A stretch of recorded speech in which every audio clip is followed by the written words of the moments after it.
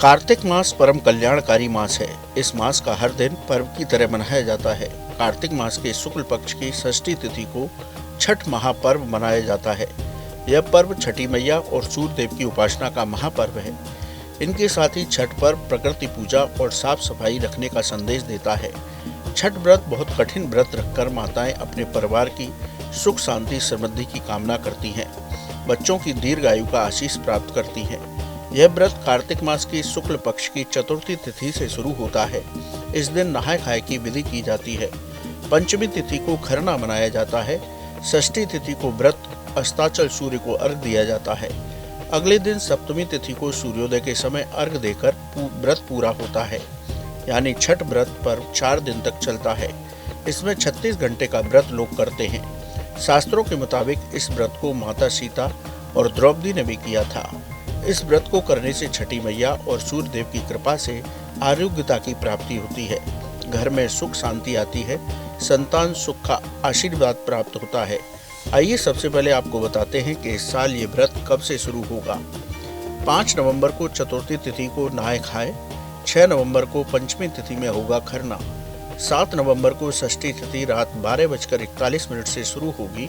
8 नवंबर को रात 12:34 पर समाप्त होगी। 7 नवंबर को षष्ठी तिथि में होगा संध्या अर्घ। 8 नवंबर को सप्तमी तिथि में होगा सूर्योदय अर्घ। 7 नवंबर को शाम 5:13 पर दें संध्या अर्घ। 8 नवंबर को सुबह 6:10 पर दें सूर्योदय अर्घ। सर्वार्थ सिद्ध योग का बन रहा है संयोग। इस तरह 4 दिन का महापर्व 5 नवंबर से शुरू होगा और 8 नवंबर को समाप्त होगा। शुभ मुहूर्त में अर्घ देने से पूजा का पूरा फल प्राप्त होता है। इस मुहूर्त का विशेष ध्यान रखें। आइए अब आपको बताते हैं कि पूजा किस विधि से करें। पूजा के दौरान क्या सावधानी रखें। कार्तिक शुक्ल चतुर्थी से शुरू होता है छठ पर्व। चतुर्थी तिथि को नहाय खाए पर व्रत संकल्प लेकर स्नान करें। पूजा की तैयारी के लिए घर को साफ करें। रसोई में भोग की सामग्री तैयार करें। सात्विक भोजन करें। पंचमी तिथि को मनाया जाता है खरना। व्रती पूरे दिन निर्जला व्रत करें। शाम के समय गुड़ की खीर और रोटी का भोग लगाएं। फलों का भोग लगाएं। उसके बाद प्रसाद ग्रहण करें। षष्ठी तिथि को सूर्योदय से पहले स्नान करें। व्रत संकल्प लेकर पूजा करें। शाम के समय पूजा की सामग्री सूप में सजाकर पूजा करें। शाम के समय अस्ताचल सूर्य को अर्घ दें। जल में खड़े होकर दिया जाता है अर्घ। अर्घ जल में रोली गुड़ लाल फूल अवश्य डालें। पूरी रात हरिनाम संकीर्तन करते हुए जागरण करें। सप्तमी तिथि को उदयमान सूर्य को अर्घ दें। सप्तमी तिथि को अर्घ के बाद पूरा होता है व्रत। व्रत पूरा होने पर बड़ों का आशीर्वाद लें।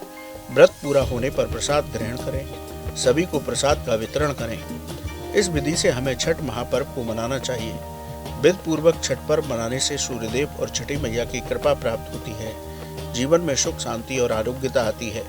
आइए अब आपको बताते हैं छठ व्रत पर्व के दौरान किन बातों का ध्यान रखें। छठ व्रत के दौरान क्रोध करने से बचें। छठ व्रत के दौरान घर में क्लेश न करें। छठ व्रत के दौरान तामसिक भोजन न करें। छठ व्रत के दौरान पवित्रता का विशेष ध्यान रखें। घर का कोई सदस्य मांस मदिरा का सेवन न करे। अपने से बड़ों का अपमान न करें। 4 दिन तक व्रती पलंग या चारपाई पर न सोएं। शास्त्रों के मुताबिक हमें छठ महापर्व को मनाना चाहिए। इस व्रत को करने से व्रती की सभी मनोकामनाएं पूरी होती हैं। घर में धन धान की कमी नहीं रहती। घर में सुख शांति समृद्धि आती है। परिवार के सदस्यों को आरोग्यता और दीर्घायु प्राप्त होती है। निसंतान को संतान सुख की प्राप्ति होती है। संतान से जुड़ी समस्याओं का निराकरण होता है। इसलिए हमें सावधानी पूर्वक छठ महाव्रत पर्व को मनाना चाहिए।